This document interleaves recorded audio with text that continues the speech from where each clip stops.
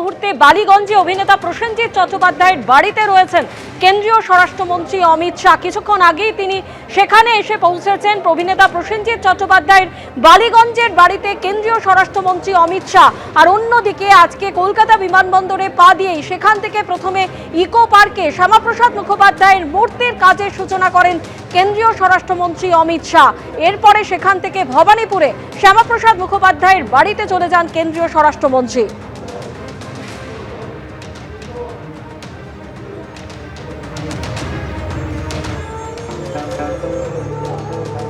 পাশাপাশি eco park এবং ভবানীপুরের ছবি আপনারা দেখতে পাচ্ছেন। একদিকে ইকো পার্কে শ্যামাপ্রসাদ মুখোপাধ্যায়ের মূর্তির কাজের সূচনা করেন কেন্দ্রীয় স্বরাষ্ট্রমন্ত্রী এবং তারপরে ভবানীপুরে শ্যামাপ্রসাদ মুখোপাধ্যায়ের বাড়িতে যান কেন্দ্রীয় স্বরাষ্ট্রমন্ত্রী। বিজেপি রাজ্যের ক্ষমতায় আসার পর এই প্রথম শ্যামাপ্রসাদ মুখার্জির জন্মজয়ন্তী পালনের তারা সুযোগ পেল একেবারে সরকারিভাবে, এবং এটা 125তম জন্মজয়ন্তী তার। এবং সেই দিনটাকে স্মরণ করে রাখতে আজকে এখানে শ্যামাপ্রসাদ মুখার্জির 125 ফুট উঁচু মূর্তির ভিত্তিপ্রস্তর স্থাপন করলেন অমিত শাহ। তাই সেই নামফলক এখানে রাখা হয়েছে এবং তিনি এখানে আসেন 4টে নাগাদ। এসে প্রথমে তিনি শ্যামাপ্রসাদ মুখার্জির প্রতিকৃতিতে মাল্যদান করেন এবং তারপর এখানে বেশিক্ষণ অপেক্ষা করেননি। এখানে মাল্যদান করে তিনি চলে যান পাশের এই ঘেরা শামিয়ানা ঘেরা এলাকায়। সেখানে সকাল থেকে শুরু হয়েছে পুজো এবং যজ্ঞ। সেখানেই ভিত্তিপ্রস্তরের জন্যে এই যে অনুষ্ঠান, সে অনুষ্ঠানে তিনি যোগ দেন এবং সেখানেই ভিত্তিপ্রস্তর স্থাপন করেন। আমরা এখানে দেখে নিচ্ছি এখনও যজ্ঞ চলছে এবং এখানে দেখিয়ে দিচ্ছি যে পরপর 5খানা ইট বসানো আছে। এটাই হচ্ছে সেই ভিত্তিপ্রস্তর স্থাপনের কাজটা তিনি শুরু করে দিয়ে গেলেন। এখানে তৈরি হবে 125 ফুট উঁচু শ্যামাপ্রসাদ মুখার্জির মূর্তি। যে ঘোষণা করেছিল বিজেপি যে বড় আকারে তার মূর্তি প্রতিষ্ঠা করা হবে, তারা এখানে ক্ষমতায় এলে রাজ্যের দেশের সিংহভাগ রাজ্যে তারা ক্ষমতায় থাকলেও বাংলা ছিল তাদের হাতের নাগালের বাইরে। অথচ এই বাংলার সন্তান, তার হাত ধরেই তৈরি হয়েছিল বিজেপি। প্রথমে যার নাম ছিল জনসংঘ, পরে হয় বিজেপি। সেই বিজেপি শেষ পর্যন্ত বাংলায় সরকার গড়ল। তাদের স্লোগান কার্যকর হলো যে শ্যামাপ্রসাদের মাটিতে শ্যামাপ্রসাদের সরকার তৈরি হবে। তৈরি হবার পরেই হঠাৎ করে 125তম জন্মজয়ন্তী পালন উৎসব শুরু হলো। এই ইকো পার্কেই তৈরি হবে সেই বিরাট মূর্তি। আমরা দেখতে পাচ্ছি এখানে এখনও যজ্ঞ চলছে। ক্যামেরায় শ্যামল জানার সঙ্গে দীপক ঘোষ, এবিপি আনন্দ, কলকাতা। এর আগে আপনাদের মনে আছে যে প্রসেনজিৎ চট্টোপাধ্যায়ের বাড়িতেই এসেছিলেন কেন্দ্রীয় প্রতিমন্ত্রী সুকান্ত মজুমদার। এছাড়া ব্রিগেডে যেদিন নতুন সরকারের শপথ গ্রহণ অনুষ্ঠান ছিল সেদিনও প্রসেনজিৎ চট্টোপাধ্যায়কে অনুষ্ঠানে দেখা যায়। আর আজকে প্রসেনজিৎ চট্টোপাধ্যায়ের বাড়িতে কেন্দ্রীয় স্বরাষ্ট্রমন্ত্রী অমিত শাহ তিনি পৌঁছে যান। সৌজন্য সাক্ষাৎ হয় মিনিট 15। কিছুক্ষণ আগেই তিনি সেখান থেকে বেরিয়ে যান।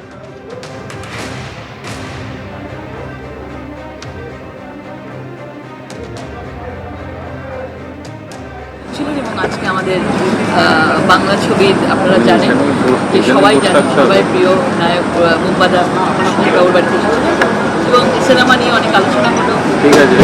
বলিউড ইন্ডাস্ট্রিকে নিয়ে কোনো রকম আলোচনা কি আজকে হয়েছে?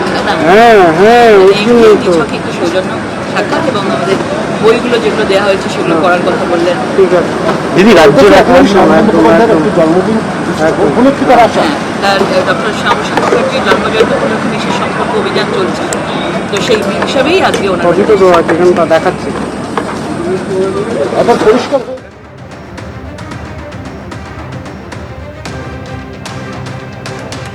আজকের এই সৌজন্য সাক্ষাৎকার পর্ব, যেখানে প্রায় মিনিট 15 কেন্দ্রীয় স্বরাষ্ট্রমন্ত্রী অমিত শাহ এবং প্রসেনজিৎ চট্টোপাধ্যায় তাদের মধ্যে কথা হয়।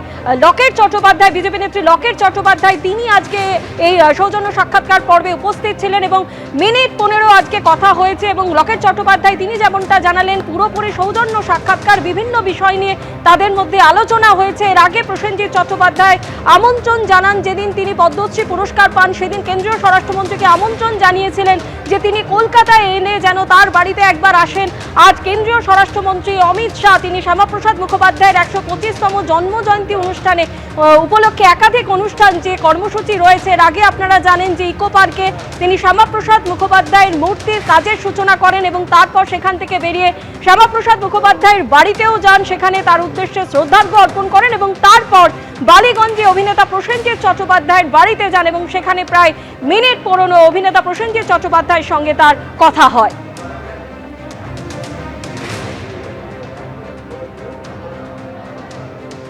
প্রথম খণ্ড ছিল হিন্দু মহাসভা, দ্বিতীয় খণ্ড ছিল ভারতীয় জনসংঘ, আর তৃতীয় খণ্ড এবং আজকের এখনও এক ও দ্বিতীয় খণ্ড বিশ্বের সর্ববৃহৎ রাজনৈতিক দল ভারতীয় জনতা পার্টি। স্রষ্টা, রচয়িতা, মেন্টর, পেট্রন সব কিছু ডক্টর শ্যামাপ্রসাদ মুখার্জি। গর্বিত বাঙালি হিসেবে আজকে ভূমিপুত্র ডক্টর শ্যামাপ্রসাদ মুখার্জি বিশ্বের সর্ববৃহৎ রাজনৈতিক দলের স্রষ্টা। বাঙালি হিসেবে গর্বিত। রাজনৈতিক দল ছেড়ে দিন, কংগ্রেসে যদি থাকে বাঙালি কেউ, কংগ্রেসের সাপোর্টার, সেও গর্বিত। আজকে বামপন্থী বাঙালিও গর্বিত। তৃণমূল বাঙালির খুব অভাব। 125 মহাসমারোহে আজকে পশ্চিম বাংলায় পালিত হচ্ছে। স্কুল, কলেজে, পাড়ায় পাড়ায়, পল্লীতে পল্লীতে, ওয়ার্ডে, ব্লকে, সর্বত্র রাজ্য সরকার ছুটি আজকে ঘোষণা করেছে। পুরসভায় হচ্ছে, বিভিন্ন জায়গায় হচ্ছে। মাননীয় মুখ্যমন্ত্রী যে সিলেবাসেও, পাঠ্যপুস্তকেও শ্যামাপ্রসাদ মুখোপাধ্যায় সম্পর্কে যে এতদিন যা জোর করে আর কি রাজনৈতিক কারণে সেগুলো পড়ানো হয়নি, সেগুলো সংযুক্তিকরণ হবে এবং পড়ানো হবে, জানবে আমাদের পরবর্তী প্রজন্মের সমস্ত ছাত্রছাত্রীরা, ছেলেমেয়েরা।